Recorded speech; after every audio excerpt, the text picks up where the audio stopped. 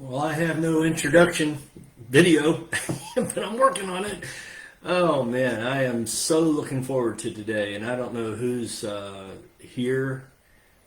Here we are. Good morning, 10:15 my time. Well, actually, I'm a little bit. Hey, Mom, I am early. Well, at least I'm on time. Oh boy, this is new for me. And I am so very much looking forward to our time together this morning. I have no idea where this is going to go. I've never done this before. And I know you've been in live before watching people talk or maybe give seminar or presentations or whatever. And that's sort of what I'm planning to do. Get you a cup of coffee. Let's spend a little time together. I have no clue who is in right now. It looks like somebody is. I'm glad to see you, whoever you are. I should see some comments before long, I hope. Hey, when you're in, just type in your name, tell me where you are, all right? I appreciate it. Today, I want to talk about change because I believe that change is important to understand. When you're through changing, I said this in the comment section, or at least in my post, when you're through changing, you're through. I remember hearing that for the first time when I was about 16, 17 years old. Marvin Phillips, preacher at Garnett Church of Christ in Tulsa, Oklahoma. He said, when you're through changing, you're through. And I thought, you're right. And the only people who are not changing are those who are about 6 feet under. So whenever you're through changing, to seek growth automatically means change. And those of you who refuse to change are refusing to grow. You're stuck. And you've got to decide if you're going to grow or not. And if you're going to grow, that means you're going to have to change. And there is no growth in the comfort zone. Man, I am indebted to one of my students who I think it was interviewing class or interpersonal communication at Boise State University. She said, my dad always said, when you're through changing, you're through. And I thought, boy, that is powerful. Actually, that's not what he said. Let me back up a minute. I'm talking before I'm thinking. Here's what he said. Actually, Marvin Phillips said, when you're through changing, you're through. She said, my dad always said there is no growth in the comfort zone. That's the quote I was looking for. Where there is no growth in the comfort zone. You stay where you're comfortable, you're not going to grow. And that's what I've learned in this last move. Now, let me take you through a quick journey, a bit of my story. I don't know. I'll come back to this off and on in future programs every Tuesday, Thursday, 10:15 to about 10:45. Maybe we won't go that long. I anticipate that we won't. Sometimes it'll only be about 15, 20 minutes, maybe not even that. But we'll see. We'll see what happens. It depends on the comments you guys give and the questions you ask and whether or not this is valuable. Because if this isn't valuable, if I'm not doing something that is helping you during this period of time, then I don't want to be a part of it. I want to be where I can help people. I want to help people succeed. That's why I'm trying to build a whole brand around helping others succeed. Helping others succeed. And I believe, in fact, I've got a site, helpingotherssucceed.com. Right now that's going to an affiliate marketing program that I'm marketing right now. But eventually I'm going to build a whole website. I just need some help in learning. Again, this is something new for me. I've never built a website. I know others have. My son has, and he knows what he's doing, and I could probably enlist his help. I don't know. I could enlist a lot of people's help. I could buy help. That is help. I could pay somebody to do this for me. But I don't know. Get these ideas floating in my mind as to how I want it to go together. And okay. Anyway, the learning curve is sharp, especially the older I get and the more I plan and the less I act. So here's where we're at. I want to help other people grow. There are 3 areas in life that I am dedicated to. Number 1 is to help people come to know Jesus. Number 2 is to help people grow up in Jesus, in their relationship with Him and with others because of Him. And number 3, to help train them to help others come to Jesus. Now that's the core. That's who I am. Along with that, I want to help people grow. I want to help people grow, whether they're following Jesus or not. Although I do believe that Jesus is the best way to live. And he's certainly the only way to die. All right? So you need to consider that. If you are not a follower, if you're not a believer, you got to start somewhere. And you have to, and I think, make an intelligent decision about him. Most people haven't. They haven't looked at the evidence. They haven't looked at all there is to know about Jesus, who lived 2,000 years ago, lived as far as we know, a perfect life. He never once failed to do the will of God. And secondly, he willingly gave himself at the cross. Now, it's either true or it's not. The truth is, the man Jesus was crucified outside the city of Jerusalem. That's the truth. The truth is, his body was taken down off of the cross, wrapped up in a burial, rapidly buried in Jewish custom, placed inside a borrowed tomb, and I think it's borrowed because he wasn't going to be there long. His body was placed inside the tomb. A huge stone was rolled in front of the tomb to protect it and to protect the body from people coming in and stealing, or from animals coming in and eating the body. It was a rich man's tomb who let the body of Jesus be buried in it. Joseph of Arimathea. Go back and read your Bible. You'll see. Matthew, Mark, Luke, and John. The only 4 books that are eyewitnesses or based on eyewitness accounts of the life and teachings of Jesus. So here he was. His body was buried in the tomb, huge stone, and then guards were placed around the stone to protect the dead body. And within 3 days, on the 3rd day, he was raised from the dead. I believe that's true. I think there's more evidence for that than any other historical event in history. I believe that if you were to take the time and evaluate the evidence and look at the person of Jesus, you would come to the conclusion like I have. He really is real. He is the Son of God, and he is worth following. Why? Well, because, like I said, he's the only way to live, and he's the best way to live, and he's certainly the only way to die. Because you see, in his resurrection from the dead, never to die again, that gives us hope. That gives me reason. You get a purpose, and you need a purpose to live in life. So I told you I was going to go back into time and take you through a journey, and this is me. I was born in 1958 in West Virginia. Grew up in West Virginia, but not just in one place. We lived in a lot of different places all over West Virginia. I don't know that I ever lived in any one house in West Virginia more than 4 years. In the 18 years, almost 18 years that I lived in West Virginia as a resident. I'm pretty sure that's right. I have to ask my mom about that, maybe my aunt. But I don't believe that I lived in any one place for more than 4 years. And then moved from West Virginia to New Mexico in order to attend college at Eastern New Mexico University. It's a state university that offered Bible for credit. And there, I just knew I wanted to have training in Bible. I had met Steve Eckstein Jr.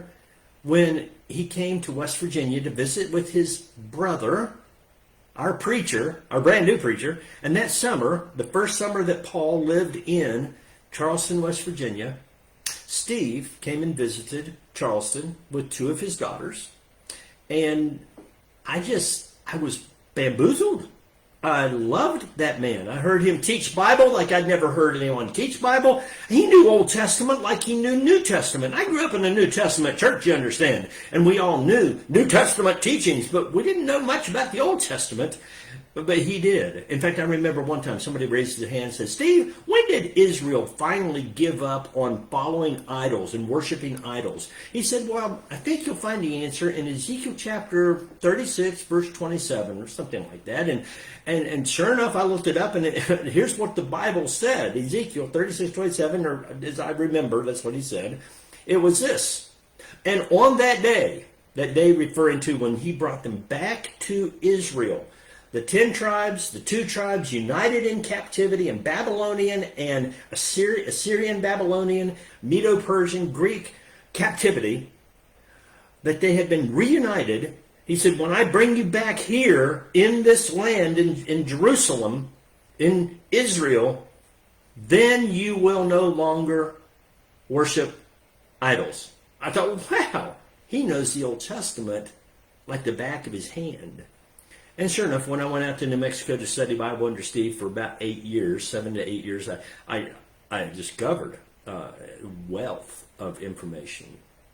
And so, yeah, the fact of the matter is I did fall for his youngest daughter, and we married 4 years after my arrival in New Mexico. It's 1976, and in 1980, we got married in May, 2 days after I graduated from college. And then 3 years later, we moved to Cincinnati, Ohio, where I was campus minister, ended up preaching there for a little while. Then Port Huron, Michigan, for 4 years, preached with the church and worked with them in outreach and in the community. Loved both of those. Cincinnati. In fact, there's not a place that we lived that I did not love. One of the reasons I love Cincinnati, Ohio is because that's where all three of my kids were born. I mean, they were they were original Buckeyes, and all three of them were bald. And here's what we learned about a Buckeye from Ohio. A Buckeye is a small, hairless nut of little commercial value. And so all three of my kids are Buckeyes. They have little commercial value, but they have great value to me, all right? And to their kids or to the people that they're friends with and their family, of course. All right, anyway, all three of them were born in Cincinnati. Here's what happened. We moved from Portales, New Mexico, and we were 8 months pregnant when we moved. And so we arrived in August. September, Jessica was born. The next year, October, Tricia was born. And a year and a half later, David was born. And a month later, we moved to Port Huron, Michigan. And from Port Huron, Michigan, we were there for 4 years. Loved it there! But I felt the Lord was calling me back into campus ministry in Columbia, Missouri, the church, Stadium Boulevard, Church of Christ at the time, now Fairview Road. Stadium Boulevard Church of Christ said, yep, we want you here. And they hired me to come in as a campus minister. There for 7.5 years. Ended up both campus ministry, a little bit of youth, and a whole lot of preaching. J.D. Hatter and I team preached there for quite a while because Ed McGecky was the preacher when we first arrived. But after about 3 years, he moved on, and J.D. and I team preached in the church, or with the church, and somebody's trying to call me. And then he ended up getting into insurance claims, and I continued to preach there for a while, and the church there said, see, here's my conclusion. God will move me either by an opportunity I cannot avoid or an internal reason for, man, I've got to be doing something different, something new. God's directing. Or the church where I'm working, they say, we're tired of your ugly face. And in Columbia, he used the ugly face method. And so the elders decided we're going to go to a one minister system. And Kevin, you're not that man. So we ended up in Logan, Utah for 7 years. Loved Logan, loved it geographically, surrounded by mountains, worked with the church there, did a lot of outreach, reached a lot of international students, both in Columbia, Missouri, and, well, actually, a lot of international students, China and Korea, Taiwan, Japan, Russia, Chile, Uruguay, a lot of international students from all over. In fact, that's what draws me to campus ministry and working with the church that's involved in campus ministry, is that the whole world is coming here. Their brightest and their best are coming here to be educated. And we can reach the world and never even leave our own backyard. And then while they're here, we can train them up in Jesus. And then when they go home, should they go home, some of them end up staying here. But if they go home, they're ready-made missionaries. And the word of Jesus spreads all over the world that way from our own backyard. So that's what drew me to campus ministry. One of the big reasons why. So I'm telling you all of this to say that we were in Logan, Utah for 7 years and loved it. There's a small mission church in a primarily Mormon community, and just simply teaching the love of Jesus, the truth about who he is, and trying to reach people who didn't know Jesus at all with the gospel. So then, after Logan, Utah, a bit of conflict there, we moved in to Springfield, Missouri for 2 years. Wonderful experience. Beautiful, wonderful people at Walnut Lawn Church of Christ. Oh, some of my best years were there with the Walnut Lawn Church of Christ. Love those people. All right, and anyway, we were there for 2 years, and a friend of mine, in fact, the best friend I have in the whole world, kept saying, Kev, you got to look at Boise, Idaho. They're looking for a preacher, and you need a place to be where you can really grow and expand and reach people. And so you ought to be looking at Boise. About every month, Dale would say, you got to be looking at Boise, Idaho. You got to be looking at Boise, Idaho. And I thought, they're not really technically looking, and I'm definitely not looking. In fact, we could retire here in Springfield, Missouri. I loved Springfield. We loved Springfield, Missouri. Loved the people there.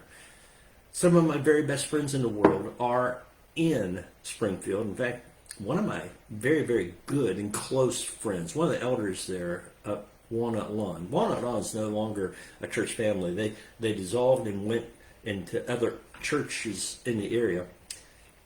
But Dan Barnes, suffering from a number of physical maladies and presently on hospice, and it just breaks my heart. Anyway, I love that man, love that family. Marilyn, if you're watching, if you're not, people will tell you this. Love you, love the whole family, love the whole Davis family. Just incredibly deep. Okay, so I said that because Dale kept telling me about every month or so, he'd say, you need to go up or you need to look at Boise. So finally I wrote them an email and I said, hey guys, I'm not technically looking, and I know you're not really looking either, but my friend keeps saying you ought to check them out. And so here I am, and here's a website that has some of my preaching, and so if you're interested, let me know. I'd be happy to come up and do a seminar, or we can communicate, but technically, I'm not looking. And so one of the elders there took me seriously and looked at the website and watched the preaching and said, hey guys, we got to check this guy out. And so they did, and they brought me up for a seminar, and when we arrived home, there's a little bit of a story there that's really funny. But anyway, when we arrived home the next day or so, I talked with one of the elders who wasn't able to be there that weekend that I was there for the seminar on Ephesians, I think it was. It was a great time with this little church. And they were suffering from a split that had occurred over something that technically and ultimately was pretty minor. Well, actually, it was a major issue, but it could have been resolved differently. Okay, anyway, that's beside the point. They decided to bring us out, and we decided we'd like to come out, and so we were there for 13 years. And it was while we were there that my middle daughter had our first grandchild. Their first child, our first grandchild. And so it was in December of 2014, November, December, that Jan started noticing some shakiness in her writing, her handwriting, memory issues when she was typing. Her typing skills were incredibly fast and accurate, but she was not quite typing. And so she thought, did I suffer a mini stroke? She went to her primary physician, general physician, and the doc said, no, I'm sure it's not a mini stroke. It may be something else, but it could be, but I don't think so. You seem to be very healthy. And then a month later, she was developing more of a headache on the left side of her head. And, oh, man, the back of her head was hurting a whole lot more consistently all the time. Vision was blurring. So finally, in January, we went in and she had an MRI. And that afternoon, I mean, within 30 minutes after the MRI, an hour after the MRI, the doctor called and said, you've got to get to the emergency room as fast as you can, because you have 8 tumors in your brain, and one of them is the size of a walnut in the back stem. And we rushed to the hospital, and the doctor did the examination. The neurosurgeon came in and said, it's definitely cancer, and you've got a tumor in the back, your stem there at this right cerebellum, and we need to remove that. The others we'll deal with. They're smaller, they're all over the different parts of the brain, but this one we have to deal with. And Jan says, well, what if you don't? And the doc said, well, the only thing I can say, if you don't take that out, I give you a few days. week, maybe a month if God is good. So we prayed, and that was a Friday.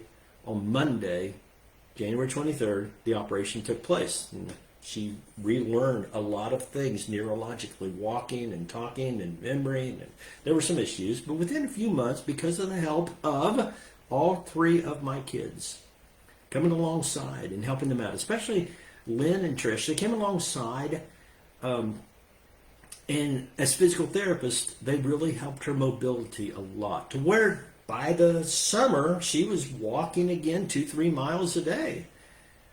And about a year after that, in June 23rd, the Lord decided it's time to come home, Jan.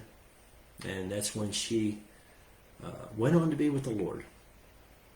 So Boise, Idaho is an important place to me for a number of reasons. But boy, I sure loved it there. And like I said, there isn't a place that we've lived that I haven't loved. But a lot of major events happened there in Boise, and a lot of people came to the Lord. A lot of people grew up in the Lord. I just really believe, and the impact. I mean, the church there was so supportive of stuff that, like doing some radio outreach. That was fun. Doing advertising and a radio program on a regular basis, and absolute, even substituting for the news talk host in the afternoon, the Boise, Idaho at KBOI. 50,000 watts reached a million people at a time, at least. It was an incredible opportunity to sub for the news talk radio station host, and just, yeah, I mean, I don't know that proud is the right word for that. I mean, I feel good about it, but it's something that the Lord opened the door for. And the host and I can't tell you, the friendship that we developed is important, valuable to me. And Nate, I don't know if you're watching this or somebody's going to tell you, but I have grown to love you, little brother, and learned a lot from you with respect to broadcast and radio. And a lot of what I'm doing now is as a result of some of that. All right, so that's some of the transparency. This is my journey. What happened? Well, I continued to work and preach there for about 5 years. From 2016, when Jan died, actually, I guess it was 3 years, because in 2019, in August, I'll go back a little bit further. In 2018, in December, Tricia said, Dad, if you were to move to the middle of the country, none of your kids or grandkids would be upset with that. And I thought, maybe I need to look at that. But I'm very uncomfortable with that. I don't know. I love it here. I'm stable here. I want to stay in Boise. Yeah, I have a look at it. So I visited, checked things out, talked with the head of the communication department at University of Arkansas. If I move here, could you use me? Yeah, we can, but probably we won't for a while because we really don't need you. Story of my life. And so decided to pull the trigger that summer. It's either going to be moving here or moving to the Philippines, which, by the way, that's what's on my shirt. Some of you are wondering what's on this shirt. This is the map of the Philippine Islands. There's 7,500 islands in the Philippines that make up the Philippines. I didn't know that, but I visited the Philippines for a week, and the Luthers, Alvin and Faye Luther, who have been missionaries there for, 54, 55 years. Wonderful couple. He's in his 80s. I think she must be as well. I don't know. They'll let me know. I know he is. I'm not sure if she is. And I tell you what, spending time there, I thought I could live here and I could work with the folks here in the Philippines. I loved it. But then I spent a week in Seoul, Korea, and I reconnected with a number of friends there, and maybe some of them are going to be watching this too. I love you guys if you are, and I love you guys if you aren't watching. But I thought, okay, I want to live here in Korea, or I want to live in the Philippines for at least a couple years before I move to Arkansas. But the Lord had different plans, and in August, moved here to Bentonville, Arkansas. Said all that to say, guys, that's my story, and here's what I've learned. You can plan and plan and plan and plan, but if you never pull the trigger and action doesn't take place, growth will never occur. You got to be vulnerable. You got to decide that you're going to grow and change. You need to, well, you got to be willing to take the first step, because like Zig Ziglar says, if you won't take the first step, you'll never get around to taking the second step. And so you need to take at least the first step. And so many times in my life, especially recently, I've been doing this ready. Aim, aim, aim, aim. And I never get around to firing.